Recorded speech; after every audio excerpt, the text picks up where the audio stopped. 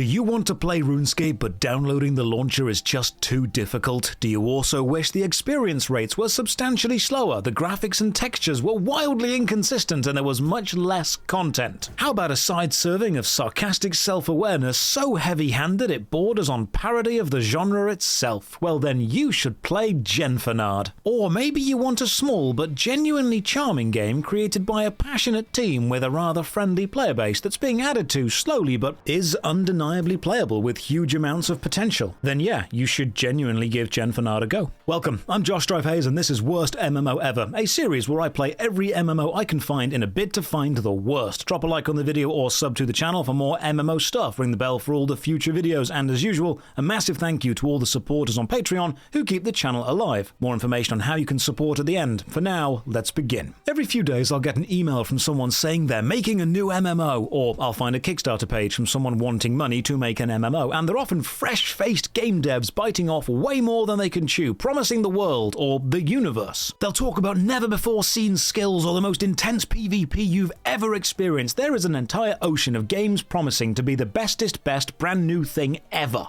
And then there's Genfanad, a Kickstarter project that was looking for about $10,000 to create a small-scale, retro-inspired indie MMO focused on very basic click-and-wait gameplay. They made no claims in their Kickstarter to be the best at anything, they just said they were going to make a small but fun game. And it got funded, and it released. And it looks like Runescape Classic spent a night of passion with Albion Online, then they both drank heavily for 9 months and left the resulting child in a bin full of freeware 90s adventure games. And yet, despite looking like something Jagex took out behind the bins and shot several years ago, I've been playing Genfanad for 3 straight days and I can't seem to stop. So come with me on a strange journey through a retro-inspired indie MMO that could.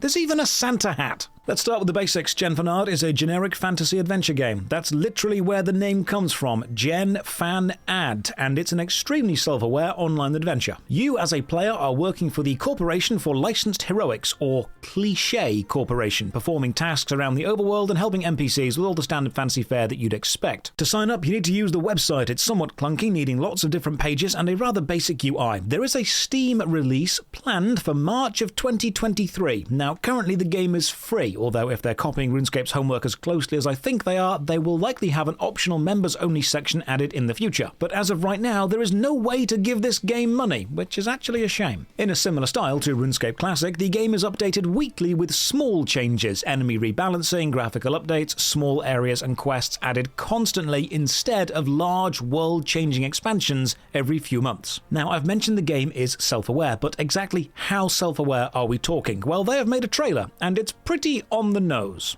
For those who think clicking on trees all day is relaxing, watch your every accomplishment be distilled down to a number, and then watch it go up, slowly.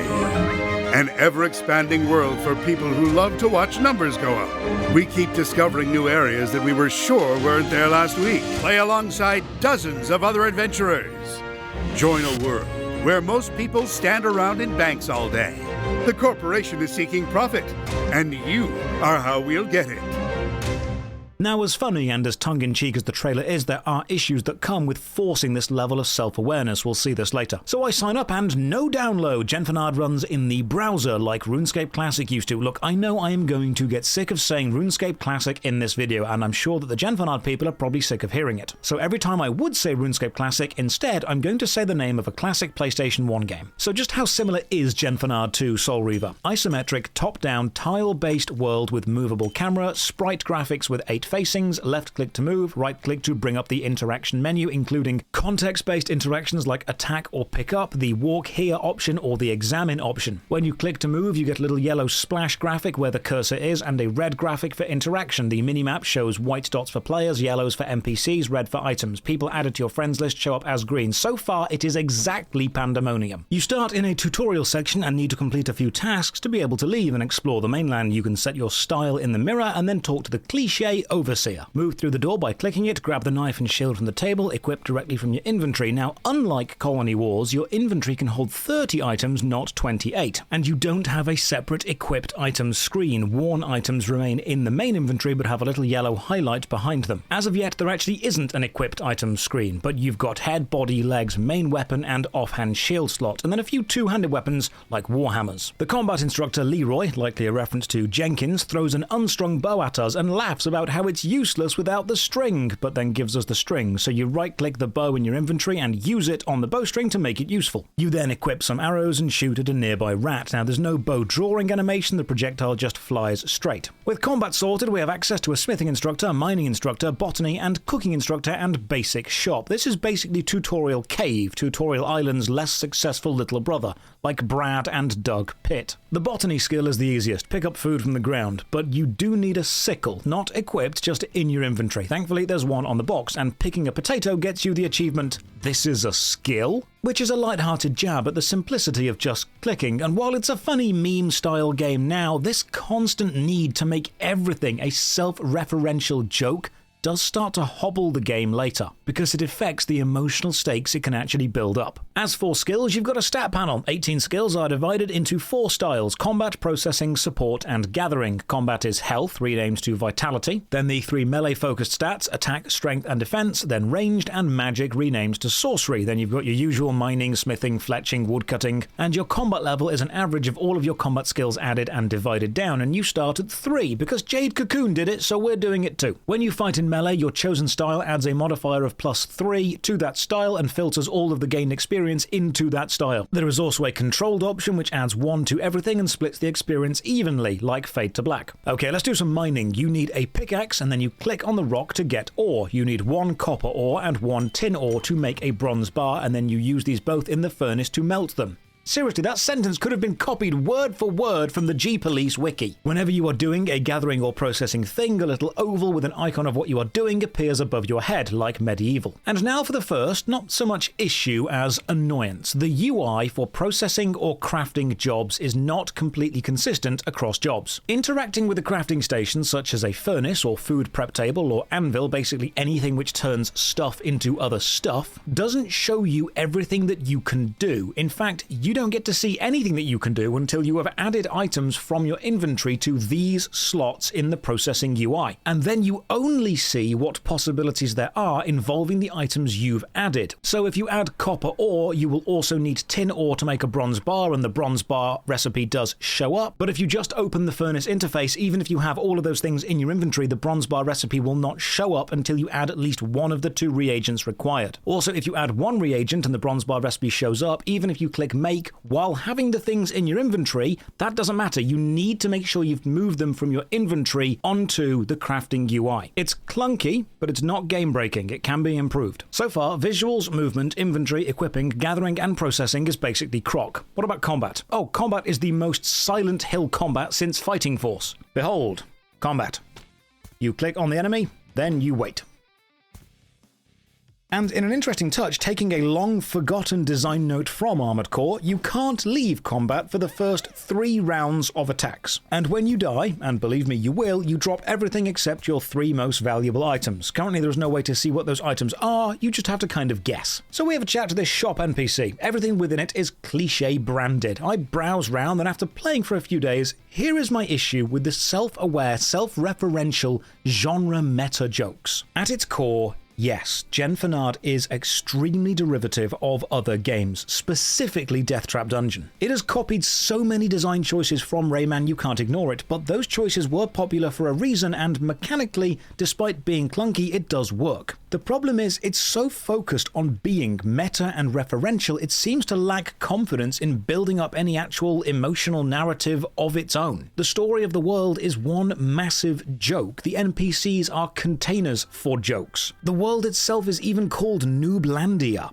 None of these characters have their own thoughts or feelings. The landmass doesn't necessarily have its own history. The world is a joke, which means it's quite difficult to take seriously. Genfanad is essentially a decent framework for an MMO used to tell a giant joke about the state of MMOs and take the piss out of the tropes we've all grown accustomed to. But it's so heavy-handed in doing so, it forgets that it is good enough to stand on its own merits, not just take potshots at the genre it's in. It's like being at a party hanging out with a genuinely likable person who spends the entire time joking about themselves and making themselves the punchline. At some point, it almost comes across as seeking validation and acceptance through the constant use of self-degradation. Because if you make the joke about yourself first and own it, then no one else can use it against you, even if they weren't going to make it anyway. And making one-off jokes is easy. Calling your land Nooblandia is funny the first time you hear it. But crafting an emotionally engaging narrative is hard, but it's the engagement which will raise this from being a flash-in-the-pan meme to a long-term fantasy world with history and stakes and invested players. Everyone involved in the Genfanad process clearly love the MMORPG genre. They have to, because the jokes they're making are way too specific. And I don't want them to lose the comedy either, because just like Hogs of War, having self-referential comedy is fine. But I can't help but think, you don't need to make every moment in your game a joke, because some of the moments are genuinely good. But beyond the jokes, let's talk about the game's graphics. They are a mishmash of styles and detail levels. The player and most of the in-game NPCs are retro pixel style 8-direction sprites connected at joints like hips and knees to show walking. The buildings and walls are flat, thin textures. The scenery, including rocks and trees, are 3D rendered. The items and objects in the world on the floor are single-direction camera-facing sprites, and the enemies are 8-direction high-quality images with bright colors and smoother edges and thicker outlines than the players. The UI itself is a curved, flat brown and reminds me of those Windows Media Player skins you could get in the mid-90s, and the player profile pic in the top left looks like one of those Newgrounds dress-up sims. The minimap to the bottom right is almost a carbon copy from Driver, and all of the in-game text is Spyro yellow. All in all, it's a mess. And I still can't decide if I like the juxtaposition of sprites and 3D, and I'm absolutely sure that having both sprites and 3D is massively increasing development time. And I can't decide if the brown UI and the flat profile picture works combined with the textured buildings and the chunky 3D assets, but it does grow on you. And this strange, eclectic combination of styles does lend it a low-budget charm. But there's just no denying it looks exactly like the type of made-up game a young child actor would be playing in the background of a direct-to-DVD family movie about a talking animal. But graphics aside, it is playable. So I get into a fight with a slime and lose. It may be playable, doesn't mean it's easy. You start with 10 hit points, and after 3 days of playing and hours and hours and hours of grinding enemies, I went up to 11. Genfanad is a very slow, very grindy game. Grab some potatoes as food and get a high quality one. So most things, from resources to produced items, come in 3 flavors: low quality, regular, and high quality. And if you use low quality stuff, you'll be more likely to make low quality things. Low quality tin and copper will make low quality bronze, which will make low quality weapons. The higher your skill level in mining or smithing, really any step in this process, the higher the chance you'll find high quality stuff, or you'll be lucky and turn low quality ingredients into a standard or high quality result. So I roast some potatoes on the range and get back to fighting. Now whenever you fight, you gain experience, and you gain it per kill, not per hit, which is actually unlike Ghost in the Shell. Unfortunately, the stat panel takes up the entire center of the screen whenever it's open, so you can't watch your skills go up and do the skill comfortably at the same time. And then I discover another combat thing. You cannot eat food while in combat.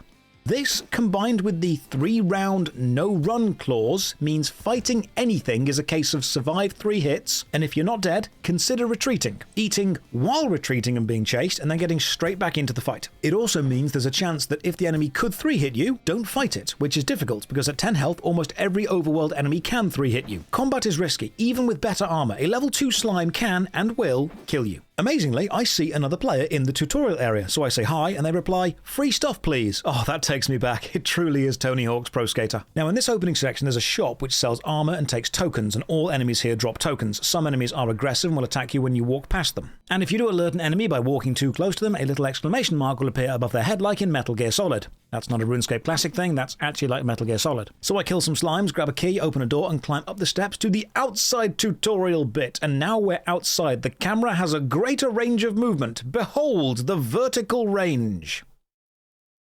Good stuff. Right, we need to complete 5 tasks to leave, demonstrating our mastery over the skills we'll need to survive outside of the gates. And thankfully, while on this quest, we do get given a quest list to the top right with a breakdown of all the steps we need to follow to complete it. First off, make some ornamental armor. This needs chains and rivets, meaning back into the cave, grab a pick, make some more bars, make the bars into the correct individual components, then add them all manually. Armor done. And now a small statue. This means pottery. So I mine some hard clay, and it says to use it on a water source to make it into soft clay, like the sink. So I try that, and no, that's not good enough.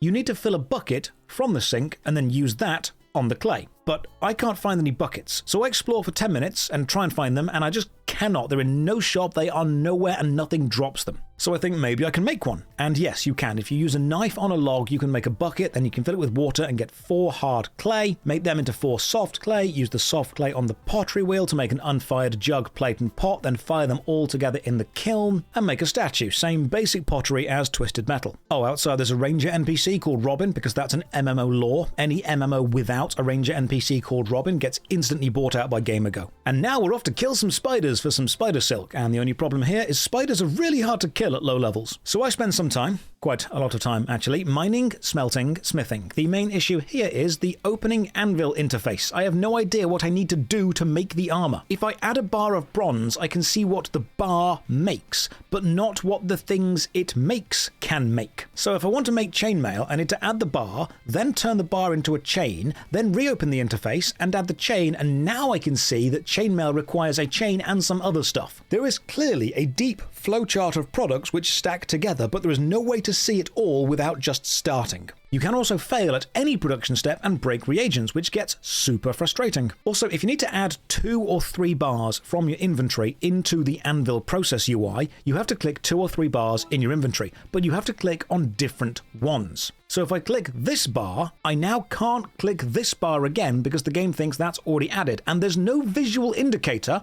of the bars you've already selected. It's a graphical issue, but it is annoying. Even after the struggle to make what armor I can, chickens, slimes, basically anything that looks even remotely dangerous is hitting me hard. I genuinely end up grinding the starter rats for a good hour just for a level or 2. Before the spiders are viable, eating potatoes one at a time. Oh, here's a nice difference to Machine Hunter. Killing chickens doesn't get you chicken meat. It gets you a chicken carcass, which you then have to butcher at the butcher table with a knife in your inventory. This creates meat or feathers or sinew or whatever your butchering would have. All meat sources do this. Now here's a small text bug. Failing to butcher a chicken is still shown as a success. Grind the chickens for ages, get some levels, and finally kill a spider and get some silk. I wonder how many people are playing. At the moment, 27 on one of 2 servers. You know, normally I catch an MMO at the end of its life, either dying or dead, already withered and milked dry, but this is different. This is the birth. This is the start.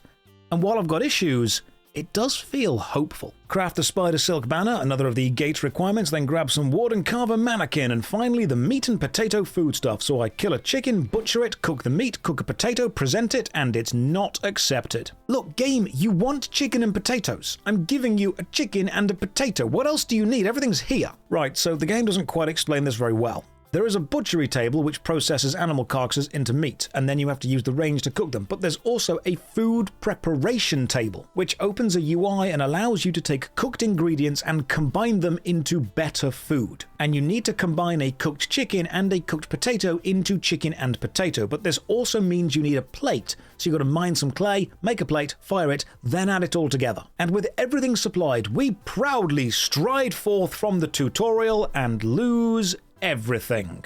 So you can't take any of your tutorial stuff out into the main game. Armor, food, weapons, tokens, anything you spent time making, it's gone. Go and do it again. We do, however, get given a small amount of gold to do this with. So this is the main overworld. Start memorizing things because there's no world map or zoom out view. There is a mini-map, but unless you know where you're going, it's kind of useless. So I may as well talk to all the NPCs, like this guy, Tommy Noblepad, who's reading a book called Rune something. I explore around the world and find a mega chicken.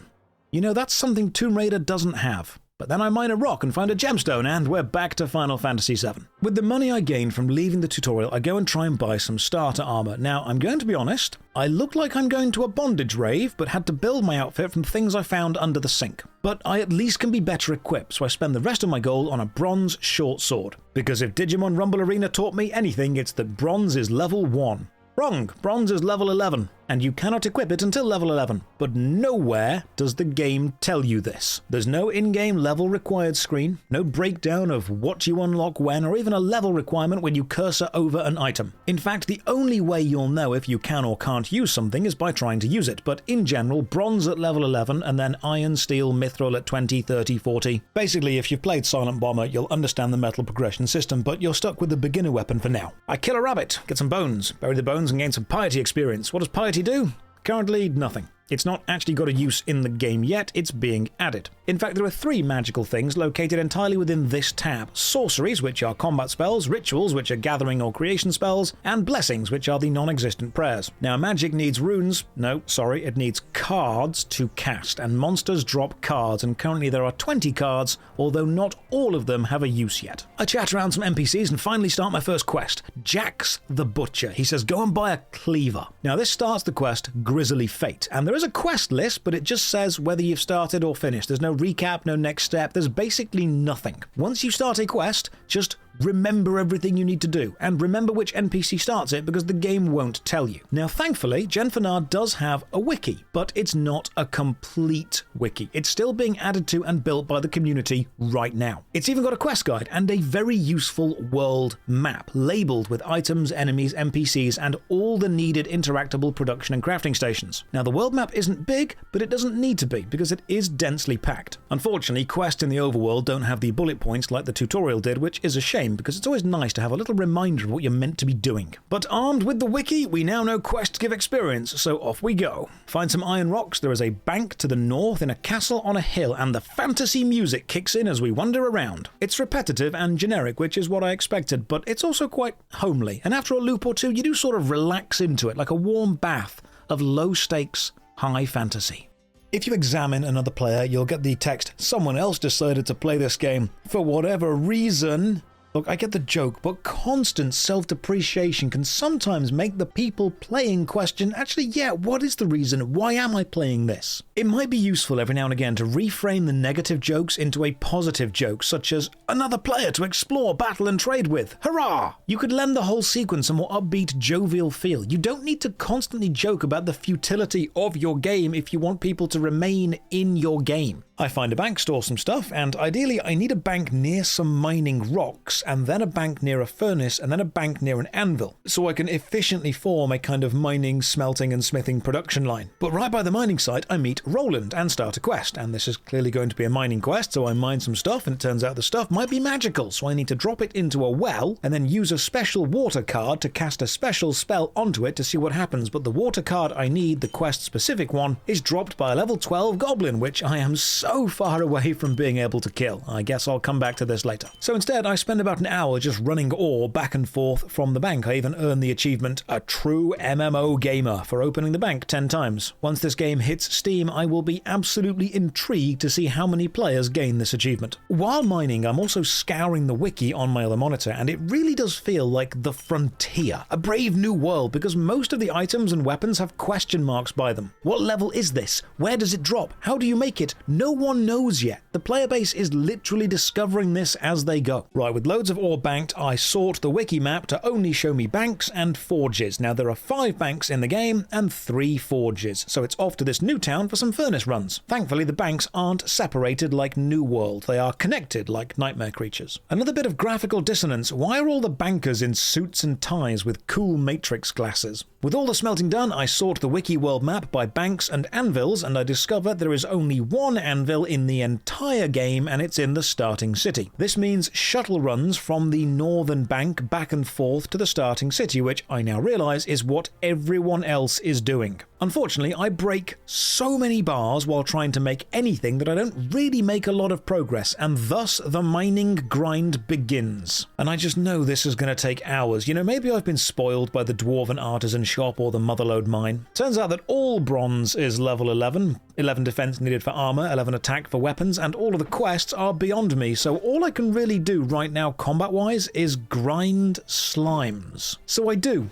For ages. Hours, in fact. And then I grind rabbits for even more hours. And then there's a game update. And then I get to see something genuinely quite interesting. During the game update, I hop on the Genfanad Discord. It's not a big Discord by any means, but I am recognizing names in the Discord from the game. And everyone does seem friendly enough because this is a small, tight-knit community, and the lead dev is even in the chat. It seems the update is about bank space. Previously, a low-quality, regular quality, and high-quality item of any type would each take up their own own space. But now they are all added to one space, which is then subdivided into 3 microspaces, and you select which quantity to withdraw. So if you deposit all of your bronze bars, both low quality, high quality, and regular, all go into one slot, and then you just divide them down. So they've effectively tripled the size of banking in relation to production and materials, which is a lovely update. So I log back on, die to a rabbit, and discover even more about the experience system. You will gain bonus experience up to 20% if fighting something above your level, and you'll gain decreased experience if you're fighting something below your level, so you're being constantly encouraged to move on through enemies. This does, however, make leveling, say, an attack or strength pure,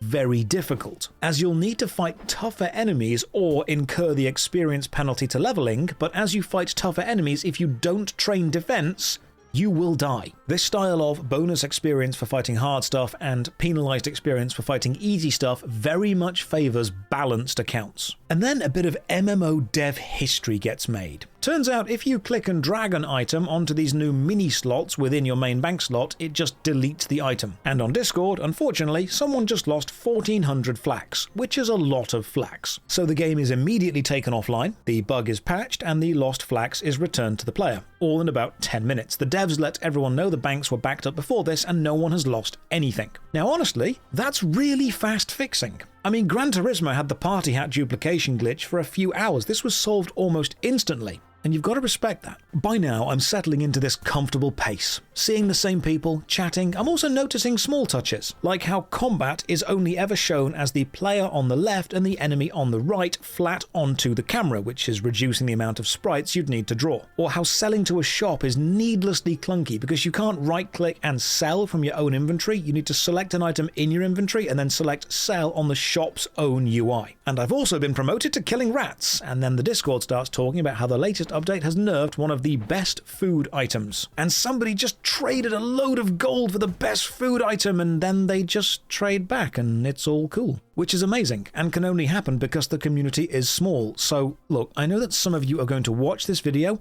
and then go and play Genfanad. And that's great. I'd love you to support this small game, but it's important to know what you're getting into. Videos like this can bring big amounts of attention to small games. And just like a rare natural beauty spot being flooded by Instagram tourists, it does run the risk of poisoning the spot. Genfanad only has 2 servers and a small team of mostly volunteers. Now what they've done is honestly extremely impressive, so do enjoy it, but don't expect top 5 MMO levels of polish. It's clunky and it's quirky, and that's okay because it's still being made. So back to grinding. You need food to grind, so you make food. Go and kill, eat food, kill, eat food, make more. It is a cycle, and I've worked out I only need to kill about 580 more slimes to get my attack to level 11 to use bronze. But that's without the diminishing experience returns as I level up, and I can't fight higher level enemies because they take longer to kill, which reduces overall experience rates anyway. Maybe I can fight at my level exactly and take down some rats. Nope, rats are still too dangerous. I need better food, maybe a vegetable medley, but no, that needs carrots and they need 4 botany, which means more picking potatoes. But oh hey, there's a quest in a wheat field. This must give cooking experience, right? Or botany, or at least something related to food. This guy needs us to talk to the miller because the miller is late with a shipment that they should have delivered, and the miller is found to the east. And this actually means walk all the way to the next village along to the northeast, have a chat with the miller, and he says his wife deals with all the shipments. But then you chat to her and she's sad because she has lost her special crab claw necklace. So you go and kill a local crab on the beach to the south, grab its claw, then you buy some shears from the original village, shear a sheep, spin the wool from the sheep into thread using the only spinning wheel in the game. Then you use the thread on the claw to make a clawmulet. That's not a word I've made up, that's the word the game uses. You try and give this to the wife and she's like, nah, that's not mine, mine was specially engraved. So you chat to the husband and he says the only people that can engrave it are the local crab-obsessed kids. So you go to the south and talk to the crab botherer on the beach, and he explains how to inscribe claws using a chisel. So we inscribe the initials MM onto the clawmulet, give it back, and now the wife says she is happy enough to continue the delivery, and we return to the original person and let him know we have sorted out the farmer's wife with the clawmulet, and he says, what does any of this have to do with my missing supplies?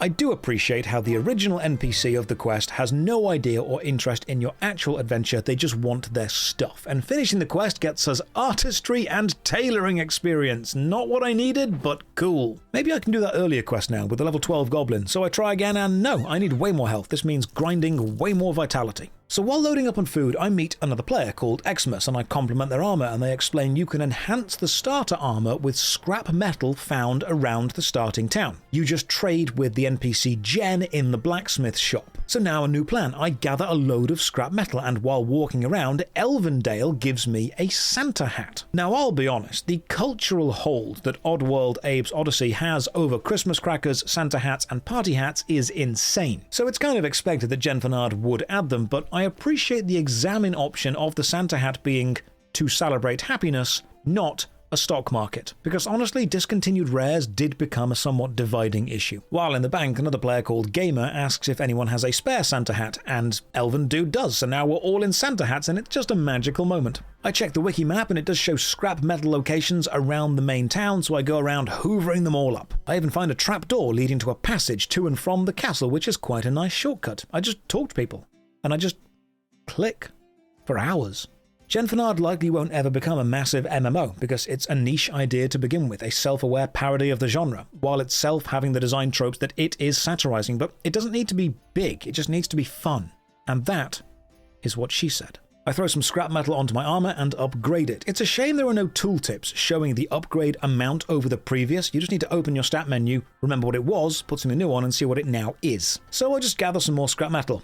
There's Big Dave casting some magic onto the mine from afar. I've passed him 3 or 4 times now on this loop. Guy is grinding like no one's business. More fighting, more dying to rabbits, and one of the advantages of a smaller player base is no one is stealing my stuff when it all drops on the floor after I die. Finally, I've maxed the upgrades for my basic armor. I've reached level 6 attack, and now I just grind. I find some meat, but I can't butcher it because I forgot my knife, so I go and pick some potatoes, but I can't because I forgot my sickle. Please, if you do copy design from Alundra, make it the tool belt. I spend the next hour or two killing low-level enemies, restocking food, and then killing more, and oh look, someone made a fire. Currently, fire making is done by using a fire starter on some logs. It's part of the survival skill and has no real use beyond that. You can cook some foods on fires, but not all foods. I grind some river crabs, then some rabbits, then some more rabbits, then even more rabbits, then rabbits for a few more hours. Honestly, I am killing rabbits like Lenny downed a pint of Red Bull and tried to show George his hugging powers. Here's another small touch. If you butcher an animal carcass at higher butchery levels, you create more meat. This means you can create more items than your inventory can hold, and all of the excess just gets dropped to the floor. But you don't get to choose whether you keep the skin or the meat, and you can drop high quality materials which other people, if they're quick, can just pick up. 2 hours and 1 intense rabbit genocide later, and I'm at 8 attack. Now, according to the wiki, your max hit goes up with both weapon power and your own strength. So I throw some time into training strength to increase a single max hit and then back to attack. You can't even AFK this because aggressive enemies are too dangerous to be around at low levels, and there's no eating during combat, which means you're locked into only taking on fights you know you can win, clicking every single time. After grinding some rock crabs, wrong game. After grinding some regular crabs and finally hitting 11 vitality, I would like to note I've been playing for about 2 days at this point. A total of about 10 hours, and I've gained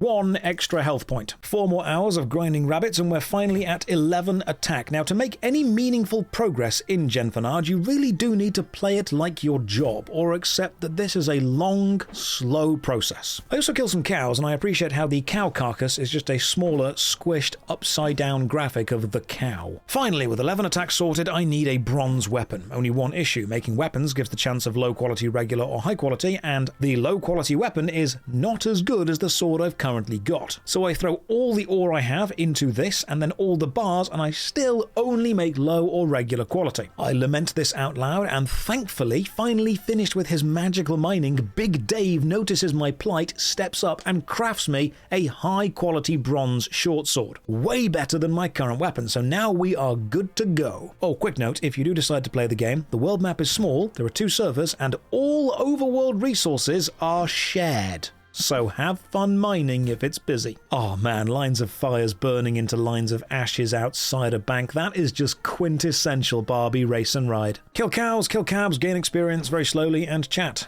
And then I just chat some more. Look, it's going to take ages to gain any levels, more time than I have. I've been playing Genfanad for about 3 days now, and I need to stop because I've got to make this video, but I'm going to bank my stuff and walk to the ends of the map because it's curious and it's unlikely any one of you watching has ever actually seen these areas before. And I enjoy being a visual tourist, seeing areas that very few people have ever seen. And this is where we need to be honest. An MMORPG isn't just a game. it's a community. Indeed, a new MMO starting up is less like a game and more like a new sport. It needs players to survive, it needs a competitive edge, it needs rules and regulation, and it needs to keep those players around for a long time. It needs to provide an experience that you want to come back to. I've reviewed a lot of larger MMOs which aimed way too high, or promised the world and delivered a mess. Over-promising and under-delivering is rife in the MMO world. Genfanad started as a very simple promise, a retro-inspired online RPG, close to an MMO. It sold itself as being relaxing and retro, and that's exactly what it is. I know a lot of people watch these videos and expect me to tear down games, to mock them. Even the series title, Worst MMO Ever, is emotionally negative and reactive, and yes, negativity does get way more views on YouTube, that's proven. And while I'm happy to tear into a multi-million company for filling cash shops with garish cosmetics or selling power, or even take the mick out of vaporware devs, promising grand designs and never delivering, beyond all of that, I do deeply love MMORPGs. And Genfanad, with all of its faults and quirks and issues, all of its